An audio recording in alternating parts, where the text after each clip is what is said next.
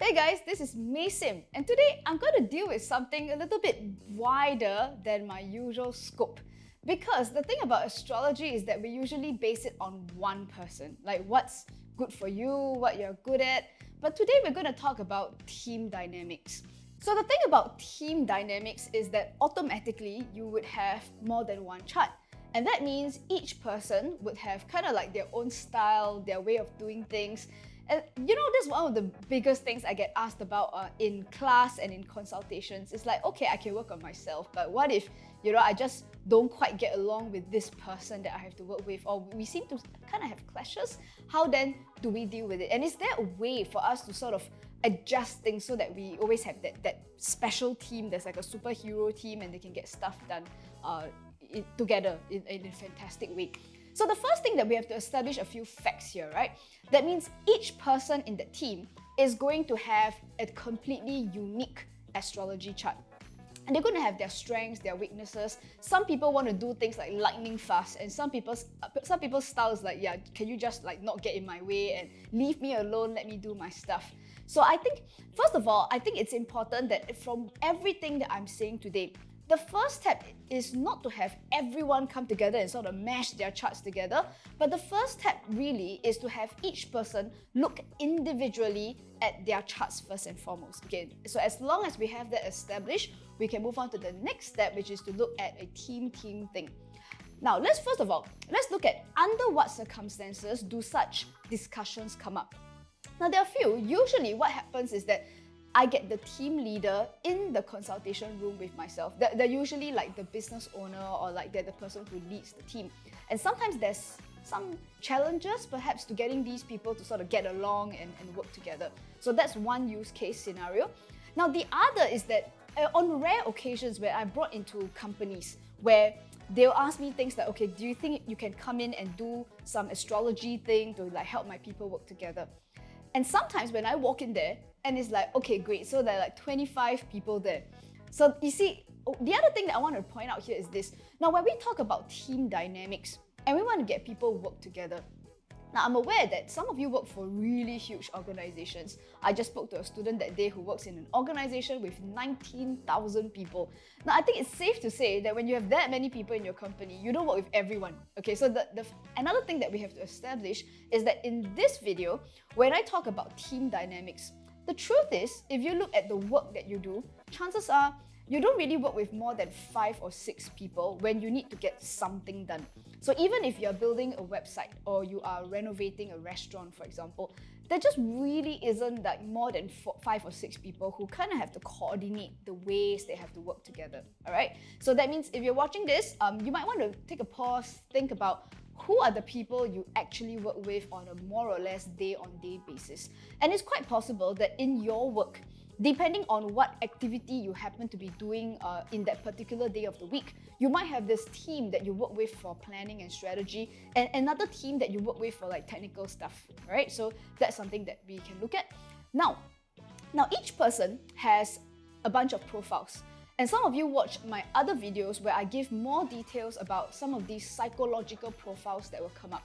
So for the people who aren't familiar with this, the kind of astrology that we practice is known as psychological astrology, and it's based on a PA matrix that looks something like this. So when we look into the PA matrix, well, you need to know that each person doesn't just trigger like one profile. You're not just like one thing. You're not just like the transactor.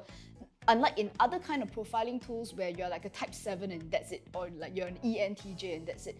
In psychological astrology, an average person would trigger between 9 to 19 profiles. And different things trigger at different times. Like, so for example, if you're working by yourself and you're sort of like looking at data on an Excel sheet, maybe your administrator profile is triggered. But when you're in a debate with your team member, maybe the watchman shows up, so you become like all suspicious and various other behaviors. So I think the best way for me to illustrate this is to share some of my personal experiences when I'm working with my team. And what is it that we're looking for so that we know how this team is going to operate and what might cause synergies and what might cause clashes. So one great example is that, well, I mean, I'm a bit of an astrology teacher. I also have a YouTube channel. So there are a group of people that I work with where, well, we kind of get kind of boring sometimes. You know, we look at numbers, like how many people's clicked on this article, or perhaps we are brainstorming different ways or different topics that we can do on YouTube. So as you can see, our relationship is not an emotional relationship. Most of the time, we're just sending Excel sheets to each other, bullet points and things like that. We're on Discord, we're on WhatsApp. So there's a lot of this communication going on. And that, interestingly, is when we put all the members of the team together. And then some of the profiles that really stand out are two profiles. One is the administrator. And this really helps because then if I were to send an Excel sheet with a lot of boring numbers on it to another person, well, the funny thing is he gets it. And he looks at it and goes like, okay, it looks like this article isn't converting. So it's all very practical, it's all very in boxes, if you know what I mean. And then we all also have a similar profile called the genius. And that's where, when it comes to brainstorming, for example, someone might ask, hey, we've been doing this the same old way, boring, like maybe we should do it this other way. And you know how quickly everybody jumps on the bandwagon and goes like, okay, yeah, this new way of doing things, let's give it a shot. So it's experimental and we want to try something new. So in that sense, these are the profiles known as the administrator, also known as the Mercury Saturn, and then the genius, also known as the Mercury Uranus. So what's interesting is that my entire marketing and video production team, we are kind of both of these profiles. So it really works. And in that sense, it's one way of understanding that this is how everyone's going to communicate in that way. Now, in another group, so when I'm doing strategizing, for example, when I'm developing courses, and especially I do psychological astrology. So when we develop a course, it's less about like, hey, what's going to be on the Excel sheet? I want to have this deep discussion with my team and to be able to really pinpoint what is it that we can say or we can cover in the course that really makes a difference to people. We want to make it kind of uncomfortable for people, but still be able to have them have a safe space to share. So what I found is that my strategizing team has two profiles too that are similar to me, and we all have it on that team. So one of the profiles is known as the Moon Saturn, that's called the caretaker. So these guys tend to be, they come from a sort of like a motherly space. We want to make sure that people are taken care of, they're safe, and that we want to sort of give them a structure to be able to understand emotions. So that's pretty good, it's practical emotions that. And the other profile that comes up is the Sun Pluto, also known as the Transformer. So that's where we don't want to be pussyfooting around a lot of these tough topics. We want to really push people and to get the taboo stuff out in a psychological class. So here's the funny thing, is like you've got the mummy side and you've got the, hey, you know, let's really make them uncomfortable side. Now when you put them together, you basically have a team of people who understand what we're going for. Like we want to build a workable class that still gets a transformative outcome. Now, the part that I want all of you to imagine is that so far I've told this fantastic story. We've built teams that are very purpose-built. We know exactly who we want on that team based on the outcomes that as a leader, I want to produce as the output of my team. But I want you to imagine that what if we had meetings where we are looking at all these Excel sheet numbers and you've got someone on that team that isn't quite a Mercury Saturn. Like he doesn't understand like what's this conversion numbers, what's all these percentages and things like that. You've got somebody, well, he would be wandering off. He would not be paying attention and he wouldn't understand why we were so obsessed about these numbers. Like who cares whether people click on this or not? But the fact is, that's what the team is supposed to do. They're supposed to care who clicks and who doesn't. And I think that if I ask one of those like Excel sheet guys to be in my psychological class planning team, for example, like he might not understand like why do we have to ask people all these weird questions, like what does it do anyway, like how many percentage of people respond to this, and we're like, I'm not really sure you can like measure these things in percentages. So what I'm trying to explain to you is that when you get the profiles right, we want to make sure that you've got the right people in the right teams, so that first of all, communication is a lot faster. That is like you share something on a chat and everybody gets it. You don't have to explain it. You don't have that one person who goes like, yeah, okay, so explain to me again why you guys are so obsessed about this. So it's also very important, as I said, to, if you want to use PA or psychological profiles for arranging your teams, it's really important to sort of break your processes down.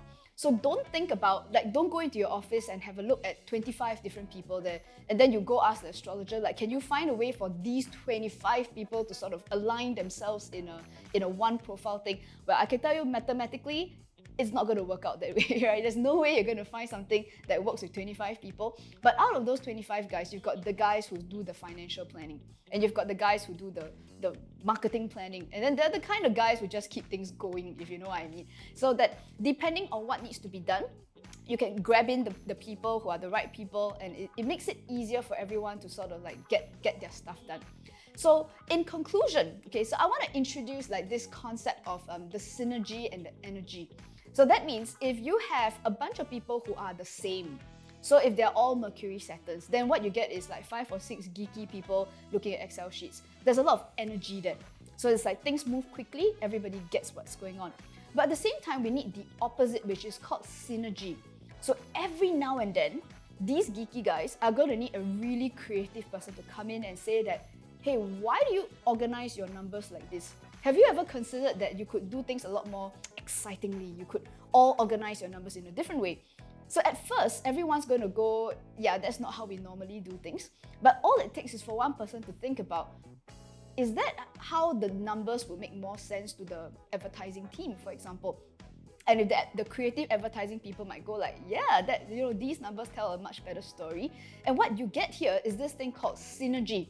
And synergy occurs when different people sort of mash their energies together. So what am I saying here? Do we need to have people who are very different to work together? Yeah, not really. I think that when you have very different people, they need to have different work scopes. So the creative people need to be on the creative team, and then the geeky boring people need to be on the geeky boring team, but they need each other. So every now and then, it becomes a conscious effort to sort of mix these different people up, just so that you don't end up being in an echo chamber. You don't always do things the same way. And you know, if we're all in the right frame of mind, there's a lot of appreciation for, hey, you know, these creative people, maybe they've got something going on that we haven't thought of before. You know, something along those lines, right? And so I hope that this video has been informative, and you might take a lot more interest in how these profiles, and how if you profile yourself, you might get a bit more insight as to why you enjoy your work in some teams more than others.